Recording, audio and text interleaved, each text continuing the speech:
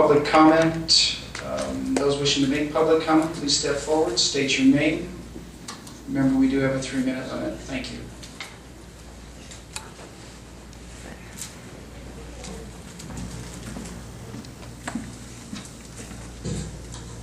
David Ballweg. I'm a citizen and business owner in town and also on the board of MRB. I want to take this time to address some of the comments made at the last council meeting about MRB.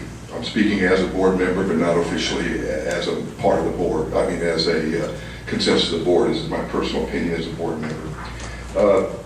I'm not going to, there's some things in here that the city can address about the open bidding law was ignored, and I'll let the city address that on their legal side.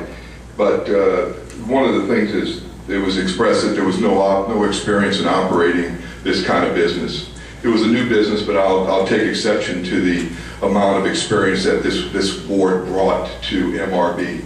We probably got nearly, each of us had over 30 years of corporate experience with experience directly in this area. So you're talking about 120 years of experience to form this corporation and provide these services to the company, to the city. And I don't think any of us have to make any kind of excuses for that kind of experience that we didn't know what we were doing. We continually be bombarded with this figure of $980,000 we've been given for MRB. That's wholly inappropriate and incorrect. It's very misleading. As of June 30th, we received $95,000 for our startup. We took that late. We operated and started the whole company on private funds, and within that first 6 months of operation, we actually had in-kind donations of $5,800, which did not include all the time that all the board members put into the organizing. And there were hundreds and hundreds of hours of direct and organizational time put into this. So the in-kind support, the professional services that we offered for this to set this up would have been in the tens, if not hundreds of thousands of dollars of effort put into this startup. As of July 1st, we drew our second $95,000, and within our budget, we've also allocated this year $28,000 worth of in-kind funding that we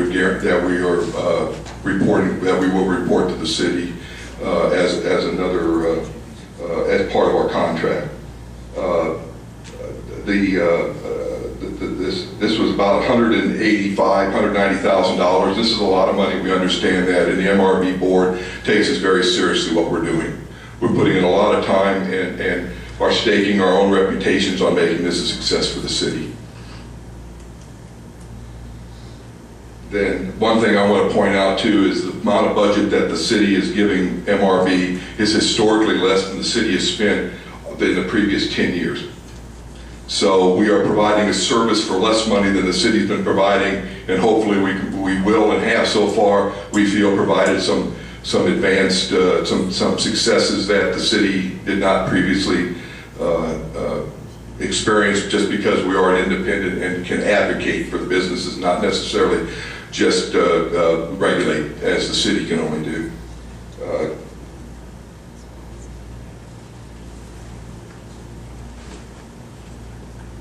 It has also been pointed that we have failed to meet our MRB, meet the contract. That's wholly untrue. We have met every aspect of our contract. We are operational, and as of on June 11th, we reported the city and gave a full report per our contract. The IRS, I want to address the IRS issue. It is not true that the IRS were subject to an audit or being investigated. We actually proactively contacted the IRS when this was brought up to us, and the IRS told us, well, they have nothing to even investigate us on. We haven't even filed our first tax return yet. It'll be reviewed. It's being reviewed. It's been submitted to an accounting firm.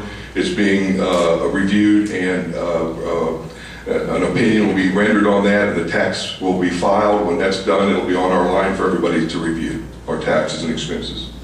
Mr. Ballweg, we're beyond your 3 minutes. If you can make your final point. Okay, if I can have just a few more minutes here, I'd appreciate it. I would need to clear that with council. Council, you okay? Council. Go ahead, I'll give you 2 more. Thank you. And when we proactively went out and talked to the IRS told us that the IRS doesn't take action on audits from an unassociated individual from a complaint. They'd have to audit everybody. So where this story started, where we're going to be audited by the IRS, is not true by our contacting the IRS. We're greatly insulted by the issue that we're somehow discriminating against minorities and women. We're not. We hired a woman as a CEO. Within our secret meetings, we're not holding secret meetings. We're not obligated by IRS. We're providing a service to the city. We're not spending taxpayers' money, so we're not obligated to meet the open meeting law requirements. If that was true, anybody that ever got a check from the city would be subject to open meeting law, and I think everybody can understand that's just not the way the open meeting law works.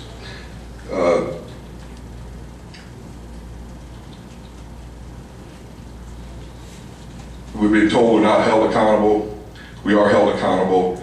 The city reviews us every 6 months, and our reviews, we are subject to termination of the contract if the city doesn't feel like we're performing what we're supposed to be doing. So we are accountable for what we're doing. And I'd like to just bring up, talk about Gay Stockman. There's been a lot of innuendo about how we just picked her because George Galt knew her. She went through the process. She wasn't invited. Her application showed up with all the others. We reviewed 24. There were, and Gay turned out to be the best of all of them. That was unanimous. And for anybody to give the innuendo that we would roll over for George Galt's preference, anybody that knows me knows that I don't roll over for anybody or any organization. They have to perform and meet the regulations and the rules we set up, which is quite an extensive hiring program.